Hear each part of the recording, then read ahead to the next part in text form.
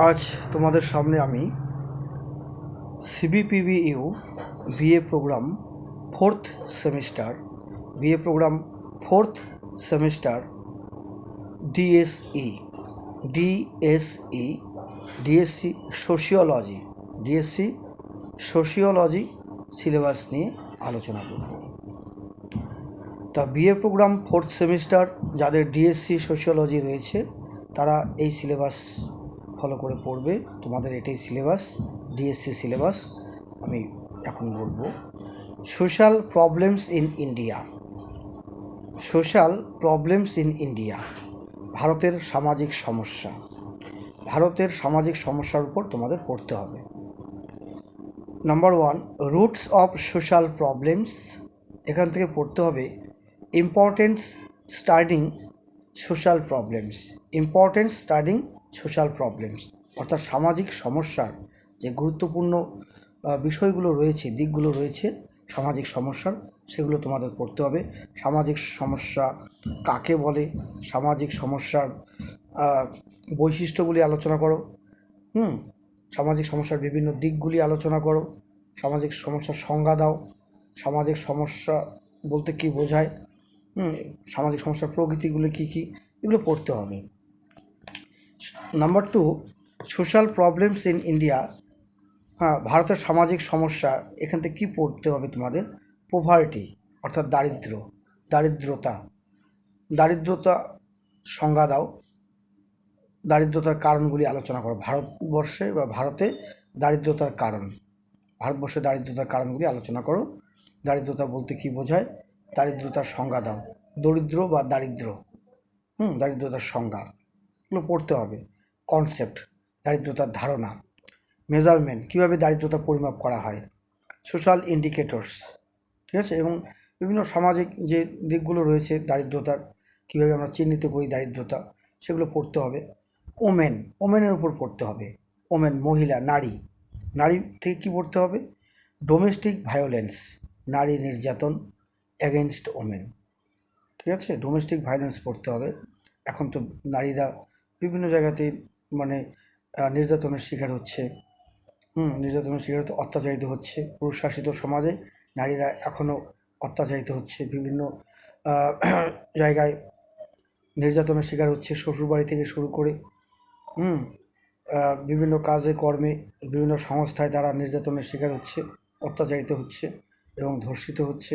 এই আধুনিক সমাজেও, সভ্য সমাজেও মানুষ এত শিক্ষিত হওয়া সত্ত্বেও এই ধরনের নোংরামো কাজগুলো চলছে।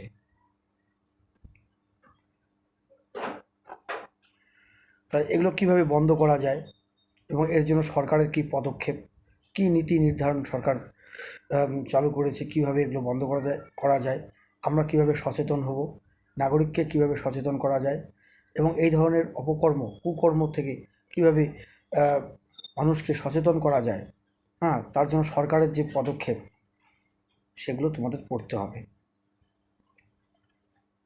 এবং ডাউরি আর ডিভোর্স, পণ প্রথা বলতে তুমি কী বোঝো? পণ প্রথা বলতে কী বোঝায়? এই যে সমাজে বলি, আমাদের বর্তমান সোসাইটিতে যে পণ প্রথা হচ্ছে বিয়ের যৌতুক, যেটাকে বলা হয়, যে মেয়ের বিয়েতে তার মেয়ের বাবা কন্যাদানগ্রস্ত পিতা অসহায় হয়ে সে পণ দিতে রাজি হয়ে যায়, বাধ্য হয়ে।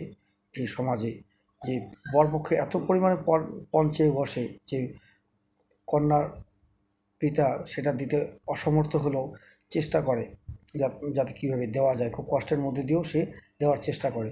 যদি কোনো কারণে যে বরপক্ষের ডিমান্ড মেটাতে না পারে কন্যাপক্ষ, কন্যার পিতা, তাহলে দেখা যায় পরবর্তী বিয়ের পর সেই কন্যাকে শ্বশুরবাড়িতে লাঞ্ছিত, অবহেলিত, অত্যাচারিত, নির্যাতিত হতে হয়। এই বিষয়গুলো আমাদের পড়তে হবে। পণ বলি, এটা কুপ্রথা সমাজের। তারপরে ডিভোর্স, বিবাহ বিচ্ছেদের কারণ কী কারণে বিবাহ বিচ্ছেদ হয়, বিবাহ বিচ্ছেদের কারণগুলো আমাদের পড়তে হবে। বিশেষ করে শহরাঞ্চলে বিবাহ বিচ্ছেদের হার সব থেকে বেশি, যেখানে শিক্ষিত মানুষ তারা বেশি সেন্টিমেন্টাল হয়। নারী পুরুষের মধ্যে স্বামী স্ত্রীর মধ্যে ভুল বোঝাবুঝি, মিসআন্ডারস্ট্যান্ডিং, সন্দেহ, এবং অনেক সময় দেখা যায় সন্তানের জন্ম না দেওয়ার ফলেও অক্ষমতার কারণেও অনেক সময় ডিভোর্স হয়, বা ভুল বোঝাবুঝির থেকেও ইগো থেকেও ডিভোর্স হয়, ডিভোর্স দেয়। এরকম বিবাহ বিচ্ছেদের কারণগুলো তোমাদের পড়তে হবে, অর্থাৎ পণ প্রথা এবং বিবাহ বিচ্ছেদ, ডাউরি সিস্টেম এবং ডিভোর্স দুটোই তোমাদের পড়তে হবে। প্রবলেম অফ ইয়থ, যুব অসন্তোষ, হ্যাঁ, বা যুব অসন্তোষ বলতে পারো, বিশৃঙ্খলা বলতে পারো, আর যুব অসন্তোষের কারণগুলো পড়তে হবে। তারপর জুভেনাইল ডিলিনকুয়েন্সিটা পড়তে হবে।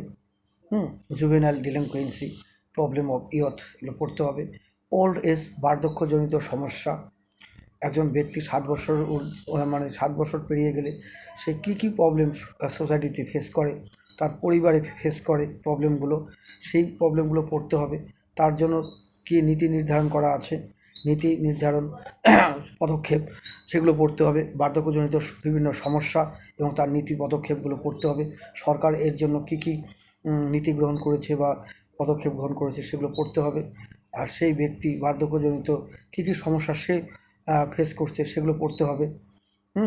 যে একটা পরিবারে যদি একজন ব্যক্তি 7 বছর পেরিয়ে যায়, সে কর্মক্ষমতাহীন হয়ে পড়ে, সরকারিভাবেও যে সে যদি কোনো চাকরি করে থাকতো আগে, 7 বছর হয়ে গেলে তার চাকরি আর থাকে না, সে রিটায়ার্ড হয়ে যায় এবং বাড়িতে বসে পড়ে। তারপর সে পেনশন পায়, যদিও সে হাফ পেনশন পায়, সেই পেনশন দিয়ে তার চলে যায়। তথাপিও দেখা যায় অনেক পরিবারে সেই বৃদ্ধা সেই পরিবারে তার ছেলে বা ছেলের বউ দ্বারা অত্যাচারিত হয়, মূল্যহীন হয়ে পড়ে। সেই গার্জিয়ানের কোনো কথা তারা মান্যতা দেয় না, যেহেতু তাদের ইনকাম সোর্স থাকে না। এরকম বিভিন্ন প্রবলেম ফেস করে বাবা মা বৃদ্ধ বয়সে, এবং তাদেরকে বাধ্য হয়ে তারা বৃদ্ধাশ্রমে চলে যায়। অনেক সময় ছেলে বা ছেলের বউ তাদেরকে তার শ্বশুর শাশুড়ি বা তার বাবা মাকে নিয়ে বৃদ্ধাশ্রমে রেখে আসে। এরকম বিভিন্ন সমস্যা, সেগুলো পড়তে হবে ওল্ড এজ প্রবলেমসে। এর পলিসি এবং প্রোগ্রামগুলো পড়তে হবে। তার সঙ্গে পড়তে হবে করাপশান।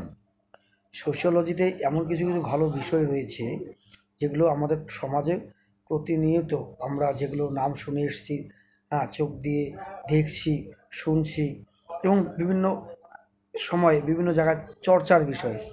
এখন যে বিষয়গুলো চর্চার বিষয়, চায়ের দোকানে বলো বা আমাদের বিভিন্ন আড্ডা যেখানে বন্ধুবান্ধবরা দেয়, পাড়া গায়ে যে কোনো রাস্তার মোড়ে, এখন যে বিষয়গুলো নিয়ে চর্চিত হচ্ছে, চর্চার বিষয় হচ্ছে, সেগুলো হচ্ছে করাপশন বা ক্রাইম, অপরাধ, বা করাপশন হচ্ছে দুর্নীতি।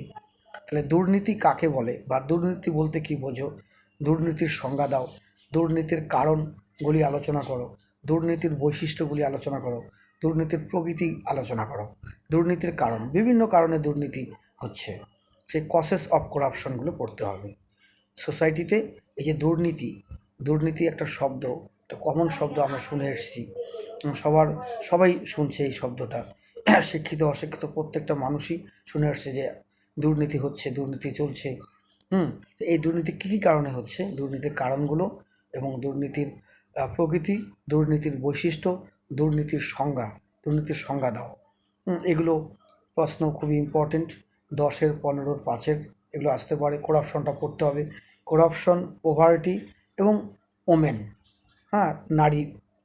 নারীদের যে নির্যাতনের ধরন, নারীদের নির্যাতনের যে ধরন, নারীরা বিভিন্নভাবে অত্যাচারিত হচ্ছে, সেই ধরনগুলি তোমাকে আলোচনা করতে হবে। নারীদের নির্যাতনের ধরন, বিভিন্নভাবে হ্যারাসমেন্ট হচ্ছে, তারা কর্মস্থল থেকে শুরু করে শ্বশুর বাড়িতে বিভিন্ন জায়গায়। এই স্বাধীন ভারতবর্ষেও আধুনিক যুগেও নারীরা শিক্ষায় অনেকটা এগিয়েছে, তথাপিও নারীরা বিভিন্ন জায়গায় লাঞ্ছিত, অবহেলিত, অত্যাচারিত, পুরুষ শাসিত সমাজে কেন হচ্ছে, এগুলো পড়তে হবে। সোশিওলজিতে এগুলো পড়তে হবে। বিভিন্নভাবে নারীরা বিভিন্ন জায়গায় এখনও শোনা যায়, পেপারে, টিভিতে খবর খুললে শোনা যায় বিভিন্ন জায়গায় নারীরা ধর্ষিত হচ্ছে, নাবালিকা ধর্ষিত হচ্ছে। এগুলো এই শিক্ষিত সমাজও, আধুনিক সমাজেও এগুলো ঘটছে। তাহলে মানুষ এখনও পর্যন্ত, যে কিছু কিছু মানুষ আছে যারা এই ধরনের নোংরামি কাজের সঙ্গে জড়িয়ে রয়েছে, তাদের মধ্যে মনুষ্যত্ব বোধটুকু নেই। তো এই বিষয়গুলো তোমাদের পড়তে হবে। Women domestic violence against women, dowry এবং ডিভোর্স, পোভার্টি থেকে concept measurement, social indicators, problems of youth, juvenile delinquency, old age problems, policies and programme এবং করাপশন মানে দুর্নীতি, এগুলো তোমাদের পড়তে হবে। আর একটা কথা, এত সুন্দর সুন্দর বিষয় সোশিওলজিতে রয়েছে, তোমরা পড়বে। যারা ফোর্থ সেমিস্টারে রয়েছো তোমরা তো অবশ্যই এই বিষয়গুলো পড়বে। এই বিষয়গুলোর পাশাপাশি একটা তোমাদের কথা না বললেই নয়, তোমরা কখনোই কোনো দুর্নীতির সঙ্গে জড়াবে না। আর ভবিষ্যতে, বর্তমান এবং ভবিষ্যতে তোমরা কখনোই কোনো দুর্নীতির সঙ্গে জড়াবে না। সবসময় মাথা উঁচু করে সমাজে বাঁচার চেষ্টা করবে, অন্যায়ের প্রতিবাদ করবে।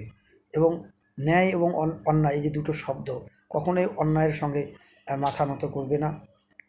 অন্যায়ের প্রতিবাদ করবে, ন্যায়ের পথ ধরে চলবে, সত্যের পথ ধরে চলবে। সত্যমেব জয়তে, সত্যের জয় হয়, ঠিক আছে। আর এই নোংরামি, এই যে দুর্নীতি বা এই যে নারী ধর্ষণ, দুর্নীতি বা ধরো বিভিন্ন ধরনের অপরাধ এই যে সমাজে চলছে, বিভিন্ন দুর্নীতি চলছে, এগুলোর থেকে তোমাদের অনেকটা দূরে থাকতে হবে। কখনোই তোমরা এই ধরনের নোংরামি কাজের সঙ্গে যুক্ত থাকবে না, সমাজ বিরোধী কোনো কাজ করবে না, সমাজ বিরোধীমূলক কাজের সঙ্গে নিজেকে জড়াবে না। সব সময় মাথা উঁচু করে সমাজে অন্যায়ের প্রতিবাদ করবে, ন্যায়ের পথ ধরে চলবে, সত্যের পথ ধরে চলবে, কখনোই মাথা নত করবে না। এবং কোনো রাজনৈতিক, এই যে অনেক সময় কী হয়, অনেক মানুষের মধ্যে বিবেকবোধ, বিবেক বুদ্ধি থাকে, মনুষ্যত্ববোধ আছে, সবার মধ্যেই আছে, কিন্তু অনেক সময় অনেকে অনেক রাজনীতির মধ্যে নিজেকে জড়িয়ে অন্যায়টাকে মেনে নেয়, চোখ বন্ধ করে। সে জানে যে এটা অন্যায়, এটা দুর্নীতি, কিন্তু তথাপি সে রাজনীতি করার ফলে সে সেটাকে রাজনৈতিক স্বার্থে সে সেটা মেনে নেয়। তার চোখে সেটা দুর্নীতি বলে মনে হয় না, তার চোখে এটা অন্যায় বলে মনে হয় না, কিন্তু সে মানে বিবেকবোধ জ্ঞান তার আছে, সে জানে যে এটা আমি অন্যায়ভাবে মেনে নিচ্ছি, এটা আমার ঠিক নয়, কিন্তু ওই যে রাজনীতি করছে, রাজনীতি করার ফলে তারা অন্যায়টাকে ন্যায় বলেই স্বীকার করছে। তা এগুলো যাতে না হয়, তোমরা কখনোই কোনো অন্যায়, দুর্নীতি, কোনো ক্রাইম, কোনো অপরাধমূলক কাজের সঙ্গে যুক্ত থাকবে না। অ্যান্টি সোশ্যাল কোনো রকম সমাজবিরোধীমূলক কাজকর্ম করবে না। যেহেতু সোশ্যোলজি নিয়ে পড়ো, সমাজসেবামূলক কাজ, মানুষের পাশে দাঁড়াবে, মানুষের সঙ্গে থাকবে, মানুষের সেবা করবে, অন্যায়ের প্রতিবাদ করবে, ঠিক আছে। কখনোই দুর্নীতি বা অপরাধমূলক কোনো কাজ বা সমাজবিরোধীমূলক কাজকর্ম কখনোই করবে না, বা সমর্থনও করবে না কোনোদিন এই ধরনের কাজকে, ঠিক আছে। আজ রাখছি, আবার পরের ভিডিও নিয়ে আসবো তোমাদের সামনে। যদি আমার এই ভিডিওটি ভালো লেগে থাকে অবশ্যই ভিডিওটি সাবস্ক্রাইব করবে, লাইক, কমেন্ট, শেয়ার করবে। রাখছি, নমস্কার।